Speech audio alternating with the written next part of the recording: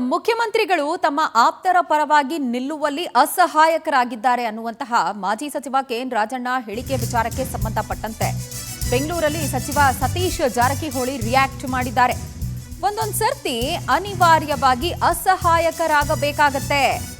ಅಸಹಾಯಕತೆ ಬಗ್ಗೆ ಸಿದ್ದರಾಮಯ್ಯನವರೇ ಸ್ಪಷ್ಟನೆಯನ್ನ ಕೊಡಬೇಕು ಅನ್ನೋದು ಜಾರಕಿಹೊಳಿ ಅವರ ಮಾತು.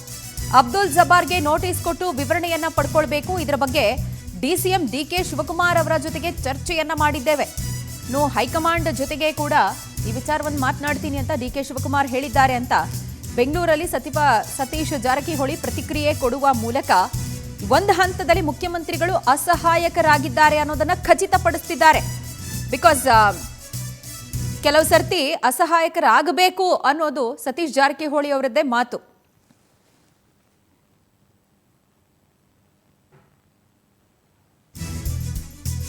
ಇದೇ ವಿಚಾರಕ್ಕೆ ಮತ್ತಷ್ಟು ಅಪ್ಡೇಟ್ಸ್ ಇದೆ. ಅಹಿಂದ ನಾಯಕರನ್ನ ಟಾರ್ಗೆಟ್ ಮಾಡಲಾಗ್ತಿದೆ ಅನ್ನುವ ಆರೋಪ ವಿಚಾರಕ್ಕೆ ಕೂಡ ಸಚಿವ ಸತೀಶ್ ಜಾರಕಿಹೊಳಿ ರಿಯಾಕ್ಟ್ ಮಾಡಿದ್ದಾರೆ. ಶಾಸಕ ಕೆಎನ್ ರಾಜಣ್ಣ ಎಲ್ಲರನ್ನೂ ಪ್ರಶ್ನೆ ಮಾಡಿದ್ದಾರೆ. ರಾಜಣ್ಣಗೆ ತಿಳಿದಂತ ವಿಚಾರವನ್ನ ಅವರು ನೇರವಾಗಿ ಮಾತನಾಡ್ತಾರೆ, ಹೇಳ್ತಾರೆ ಅಂತ ಬೆಂಗಳೂರಲ್ಲಿ ಸತೀಶ್ ಜಾರಕಿಹೊಳಿ ರಿಯಾಕ್ಟ್ ಮಾಡಿದ್ದಾರೆ.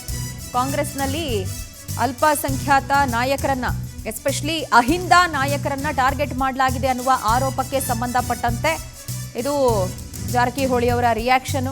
ಅಹಿಂದ ನಾಯಕರನ್ನ ಟಾರ್ಗೆಟ್ ಮಾಡಲಾಗ್ತಿದೆ ಅನ್ನೋ ಕೂಗು ನೀಟಾಗಿ ಕೇಳಿ ಬರ್ತಾ ಇದೆ. ಬಿಕಾಸ್ ಬೈ ಎಲೆಕ್ಷನ್ ಆದಮೇಲೆ ದಾವಣಗೆರೆದು ಅಲ್ಪಸಂಖ್ಯಾತ ನಾಯಕರನ್ನೇ ತಲೆದಂಡ ಮಾಡಲಾಗ್ತಾ ಇದೆ. ಇದೀಗ ಅದನ್ನು ನೇರವಾಗಿ ಪ್ರಶ್ನೆ ಮಾಡಿದ್ದಾರೆ ಕೆಎನ್ ರಾಜಣ್ಣ ಅವರು. ಒಂದು ಕಡೆ ನಾಯಕರುಗಳ ತಲೆದಂಡ, ಮತ್ತೊಂದು ಕಡೆಯಲ್ಲಿ ತಮ್ಮ ಆಪ್ತ ಬಳಗದವರನ್ನ ಉಳಿಸ್ಕೊಳ್ಳುವಲ್ಲಿ ಮುಖ್ಯಮಂತ್ರಿಗಳು ಅಸಹಾಯಕರಾಗ್ತಿದ್ದಾರೆ, ಧ್ವನಿ ಎತ್ತುತ್ತಿಲ್ಲ ಅನ್ನೋದು ಅವ್ರ ವಾದ. ಇದಕ್ಕೆ ಬೆಂಗಳೂರಲ್ಲಿ ಸತೀಶ್ ಜಾರಕಿಹೊಳಿ ಅವರು ರಿಯಾಕ್ಟ್ ಮಾಡಿರೋದು. ಒಂದೊಂದು ಸರ್ತಿ ಅನಿವಾರ್ಯವಾಗಿ ಅಸಹಾಯಕರಾಗಬೇಕಾಗುತ್ತೆ ಅಂತ ಕೂಡ ಹೇಳಿದ್ದಾರೆ.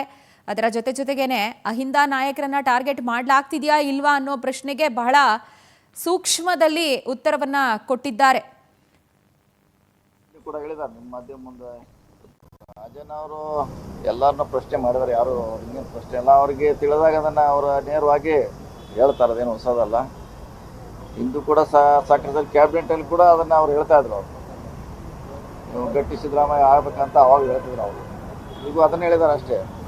ಒಂದೊಂದು ಸಾರಿ ಪಕ್ಷದ ಹಿತದೃಷ್ಟಿಯಿಂದ, ಸರ್ಕಾರದ ಹಿತದೃಷ್ಟಿಯಿಂದ ಒಂದೊಂದು ಸಾರಿ ಕಾಂಪ್ರಮೈಸ್ ಆಗೋದು ಅನಿವಾರ್ಯ. ಅದು ನಮಗೂ ಗಮನಕ್ಕೆ ಬಂದಿದೆ. ಅದನ್ನು ಸಿ ಎಂ ಅವರು ಸ್ಪಷ್ಟನೆ ಪಡಿಸಬೇಕು. ನಿನ್ನೆ ಕೂಡ ಹೇಳಿದ್ದಾರೆ, ನಿಮ್ಮ ಮಾಧ್ಯಮ ಮುಂದೆ ಅದ್ರ ಬಗ್ಗೆ ಹೇಳಿದ್ದಾರೆ. ಸೊ ಅವ್ರನ್ನೇ ಕೇಳೋಣ, ಅದು ಯಾವಾಗ ಅವರೇ ಸ್ಪಷ್ಟೀಕರಣ ಕೊಟ್ಟರೆ ಒಳ್ಳೇದಿರ್ತದೆ.